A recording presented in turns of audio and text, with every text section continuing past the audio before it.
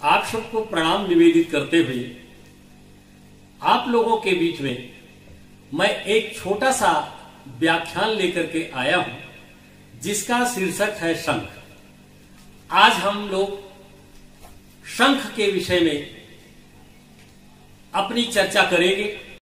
मित्रों, मैं वह शंख जिसको बजा करके भगवान श्री कृष्ण ने यतो धर्मा ततो जया का संदेश दिया है, वो पांचजन शंख तो मेरे पास नहीं है, लेकिन मेरे पास जो भी शंख है मैं उसका उद्घोष करके आपके जीवन में कठिन से कठिन परिस्थितियां आए और शंख के उद्घोष से वो समाप्त हो जाएं, इसी उत्कट अभिलाषा के साथ नमन करता हुआ मैं एक डेमोन्स्ट्रेशन प्रस्तुत कर रहा हूं।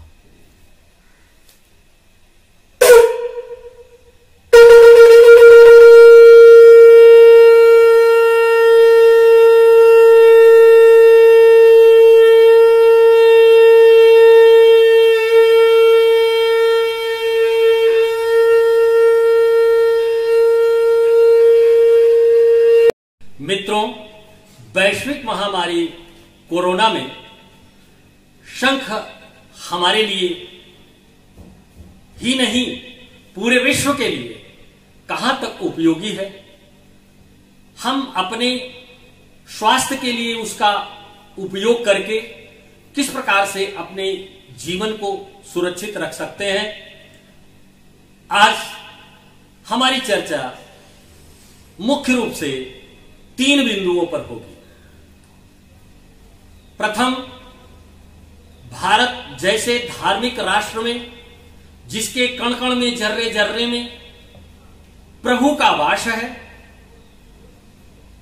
ऐसी भारत की धरा पर निवास करने वाले संपूर्ण प्राणियों के लिए ही नहीं, संपूर्ण विश्व के स्वास्थ्य को मंगल करने की कामना करने वाले ऋषियों मुनियों ने शस्त्र और शास्त्र दोनों को उपयोगी बताया है। शस्त्र और शास्त्र दोनों हैं जीवन में उपयोगी, यही संदेश दे गए हैं हमको भारत के ऋषि मुनि योगी। तो मित्रों, आइए हम प्रारंभ करते हैं। सबसे पहले शंख शब्द की व्युत्पत्ति कैसे हुई, शंख का शाब्दिक अर्थ क्या है। हम पहले प्रारंभ करते हैं शंकर जी से, क्योंकि वो हमारे आदिदेव है, महादिदेव है और हमारे सत्यम शिवम सुंदरम को चरितार्थ करने वाले देव हैं। ऐसे भगवान शंकर के नाम से शुरू करते हैं। शंकर, शंकरोति यह सह शंकर, जो कल्याण करे वह शंकर है। इसी तरह से शंख शब्द की भी उत्पत्ति पे यदि हम आते हैं तो शंखम खनति जनयति इति शंखः। शंख जो एक ऐसी प्रकार की ध्वनि पैदा करे जिससे हमारा कल्याण हो, विश्व का कल्याण हो। मित्रों, शंख का मूल उद्देश्य यही है कि शंख हमारे जीवन में ही नहीं, संपूर्ण विश्व के प्राणियों के स्वास्थ्य के लिए कितना महत्वपूर्ण है, आज हम लोग चर्चा करें। शांताकारं भुजगशयनं पद्मनाभं सुरेशं विश्वाधारं गगन सदृशं मेघवर्णं शुभांगं लक्ष्मीकांतं कमलनयनं योगभिर्ध्यानगम्यं वंदे विष्णुं भवभयहरं सर्वलोकैकनाथम। ऐसे हमारे आराध्य देवता प्रभु विष्णु भगवान क्षीर सागर में शयन कर रहे हैं और अपने हाथ में शंख चक्र गदा पद्म वनमाला विभूषित शंख लिए हुए हैं और लक्ष्मी जी उनका चरण दबा रहे हैं। मित्रों, विष्णु भगवान के हाथ में शंख इस बात का द्योतक है, प्रतीक है कि विष्णु भगवान इस शंख के माध्यम से हमारा कल्याण करते हैं, जगताधार हैं, विश्व के आधार हैं। हम उनको नमन करते हैं, उनके चरणों में प्रणाम निवेदित करते हैं कि वह हमको स्वस्थ रखें। जितने भी अवतार हुए,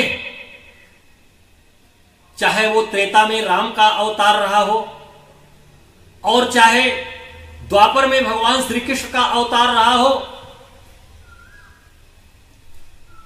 शंख का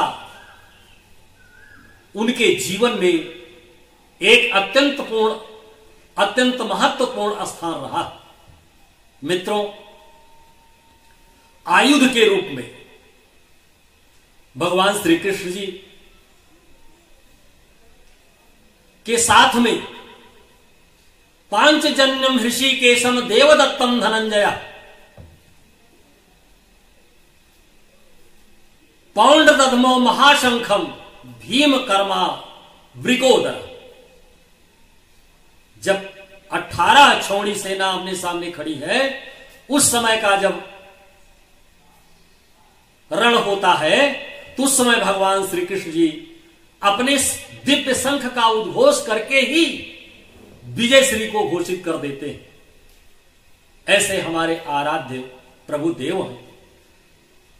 और जहां तक शंख की उत्पत्ति के स्थान के विषय में प्रश्न आता है, वहां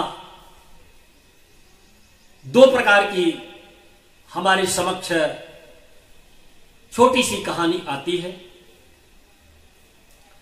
जब देवताओं और दानवों में समुद्र मंथन का युद्ध हुआ था, समुद्र मथ रहे थे, उस समय से 14 रत्न निकले थे। 14 रत्नों में शंख भी एक रत्न के रूप में और लक्ष्मी जी भी एक रत्न के रूप में आई। जहां से शंख की उत्पत्ति हुई, वहीं से लक्ष्मी जी की भी उत्पत्ति होती है, तो दोनों भाई और बहन हो जाते हैं। भाई और बहन का प्रेम आप जानते ही है। भाई बहन के प्रेम को, बहन भाई के प्रेम को ऐसा अटूट माना जाता है कि उसमें कोई बाधक नहीं बन सकता है। मित्रों, 14 रत्न जो निकले थे, मैं उनका भी नाम आपके समक्ष रख रहा हूं। श्रीमणिरंभा वारुणी अमीय शंख गजराज कल्पद्रुम शशिधेनु धन धनवंतर विश्वास। इस प्रकार से 2 रत्न हमारे जीवन के लिए कितने उपयोगी हैं। मां लक्ष्मी का आशीर्वाद सदैव मिलता रहे और जान है तो जहान है। शंख की ध्वनि हमेशा सनातन धर्म की एक प्रेरणा से गूंजती रहे। हम उस प्रेरणा को लेकर के अपने जीवन में आगे बढ़ें, हमारा यही लक्ष्य होना चाहिए।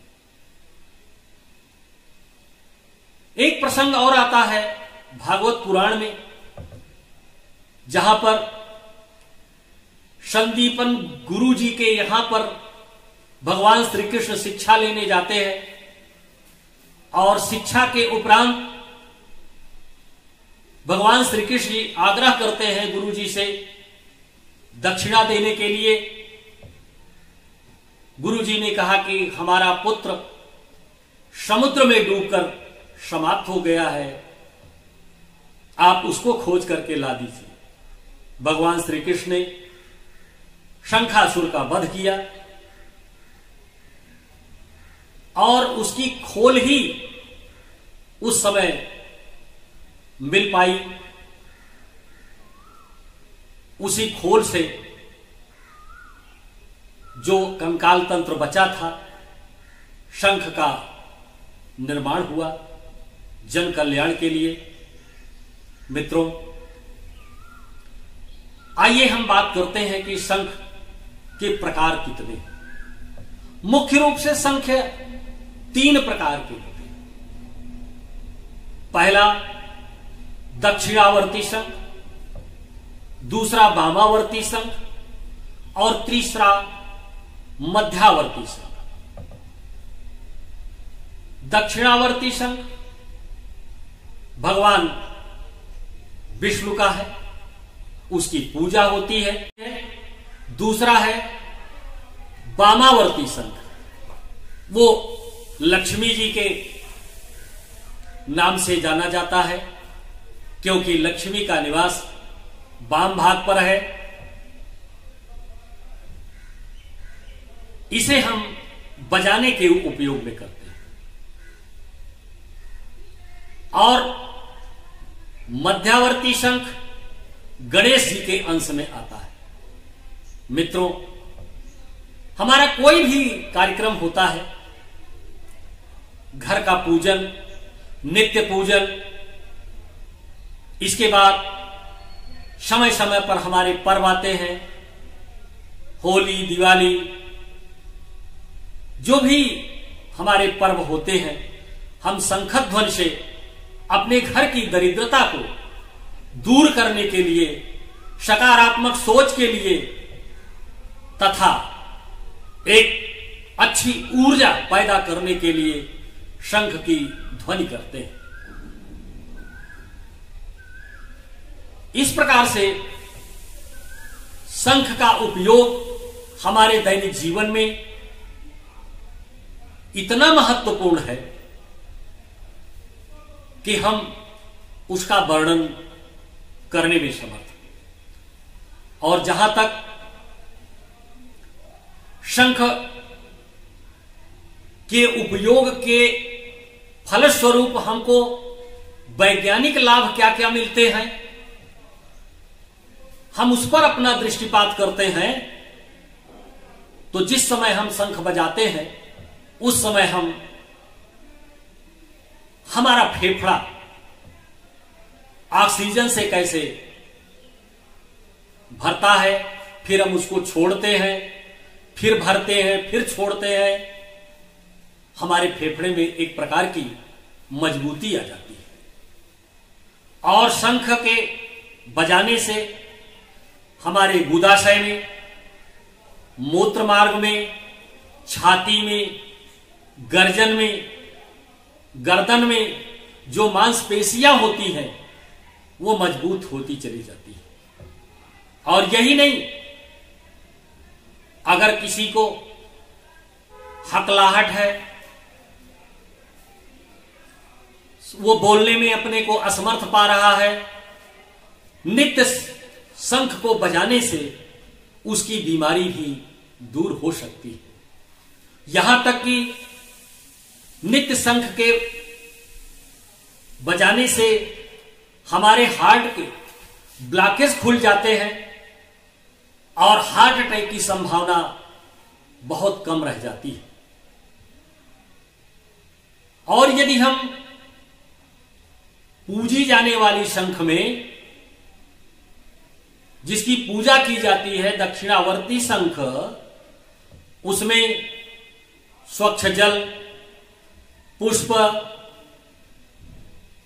और थोड़ा सा अक्षत डाल करके शाम को या गंगा जल मिला ले रख देते हैं, तो निश्चित रूप से रात भर में उसमें कैल्शियम, फास्फोरस और गंधक के अंश आ जाते हैं। और प्रातःकाल थोड़ा थोड़ा जल छिड़क करके उसको यदि हम पान कर लें तो हमें एक अच्छी ऊर्जा स्वास्थ्य के लिए मिल जाएगी, हमारा जीवन स्वस्थ होगा। और यही नहीं, शंख के उपयोग से पूरा विश्व ऐसी वैश्विक बीमारी जिसका नियंत्रण नहीं हो पा रहा है, कोरोना के काल में मित्रों, निश्चित रूप से हम उससे लाभ लेकर के अपने को मजबूत बना सकते हैं। जान है तो जहान है, हमारे प्रधानमंत्री जी का यह दिव्य संदेश है। और हमें तो अपने साहित्य में भी इस प्रकार के विचार आते हैं कि पहला सुख निरोगी काया, दूसर सुख हो घर में माया, तीसर सुख हो सुलक्षण नारी, चौथा सुख हो पुत्र अधिकारी, पांचवां सुख सज्जन कर साथा, छठवां सुख स्वदेश में वासा। और भैया महाभारत में भी यह प्रसंग आया है कि अर्थागमो नित्यमरोगिता च प्रिया च भार्या प्रियवादिनी च वत्सस्य पुत्रो अर्थकरी च विद्या खडजीव लोकस्य सुखानि राजन। जीवलोक के ये 6 सुखों में सबसे महत्वपूर्ण सुख है अपने जीवन को स्वस्थ बनाने का। मित्रों, आज का मेरे उद्बोधन का यही लक्ष्य है कि अधिक से अधिक शंख बजाने का उपयोग करके हम अपने जीवन में कैसे ऊर्जा ले सकते हैं और कैसे अपने परिवार को, अपने घर की सोई हुई भूमि को जागृत कर सकते हैं। इसके लिए हमें विशेष रूप से क्रांतिकारी कदम उठाना पड़ेगा और अपने सनातन को, जो हमारे ऋषियों मुनियों ने हमको आगाह किया है कि इदम शास्त्रम इदम शस्त्रम, एक हाथ में शास्त्र हो, एक हाथ में शस्त्र हो, तभी हम विजय प्राप्त कर सकते हैं। इसलिए मित्रों, एक प्रश्न और उठता है, क्या महिलाएं शंख बजा सकती है? जी हां, बहुजन हिताय बहुजन सुखाय, लेकिन शंख बजाने के लिए महिलाओं के लिए कुछ नियम मैं उसको स्पष्ट कर देना चाहता हूं।